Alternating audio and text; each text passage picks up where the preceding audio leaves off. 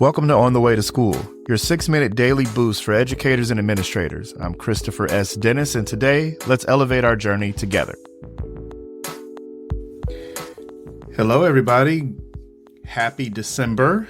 Welcome back to On the Way to School. I took a couple days off last week to just enjoy the downtime, but we're back at it with a full week. We're going 5 strong days, and there's so many things that we could talk about that I think we've got to start with one, and I may have a couple thoughts on this, but I just had the opportunity to, like many of you, experience the wonderful movie Wicked.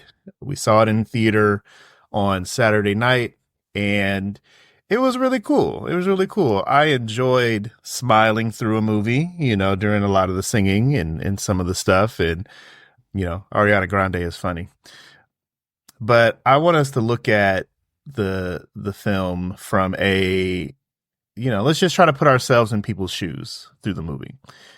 So in schools, as leaders, as administrators, as teachers, the main character concept is a really interesting thing to pull apart. Because what I took from the movie was just one, how are you honoring your main character in your own life? So what I realized was everybody in the movie feels like they are the central character. And what I mean by that, one, from the birth, well, okay, spoiler alerts. All right, here we go. So from the birth scene, the child that was born, Green, Alphaba, the dad just says, send her away.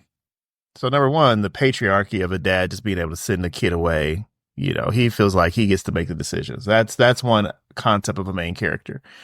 But as we push through, when they arrived at school, the little sister, I forget her name, I'm sorry, who was in a wheelchair, she's used to the things being centered around her and her expectations, and her sister Alphaba ruining them.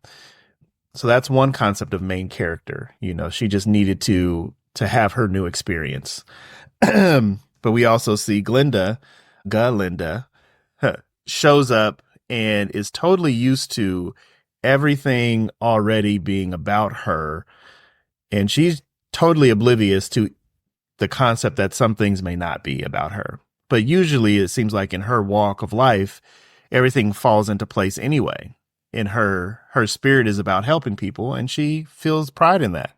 So she's the stereotypical main character, whereas Alphaba shows up and doesn't necessarily need to have that space, but just knows that she's got something about her.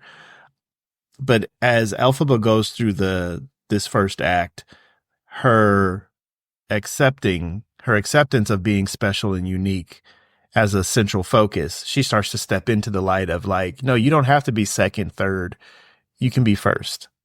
So then her professor, her teacher, actually pulls it out of her and honors her for that. So then she's able to see herself and be affirmed.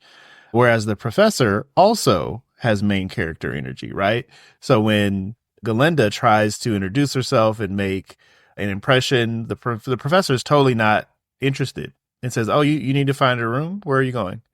So I probably told this in like the not most cohesive way, but like the fact that everyone is centering their own narrative in their walk of life is really fascinating, because I think in some ways we end up playing roles and giving deference to people who we feel like should be the main character, or the people that are more deserving or have all of the trimmings of being that person, when simply all you have to do is just honor your journey and your path, and you can be very fulfilled. So for example, we see the character Buck.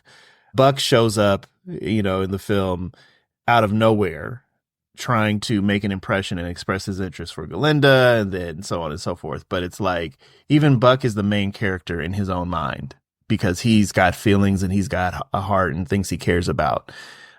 So as educators and administrators, give space to allow your world, your classroom, the things you do to be the central focus of your universe. Not because you need to be problematic, selfish, or entitled, but like, what does it look like to create a magical space from your point of view?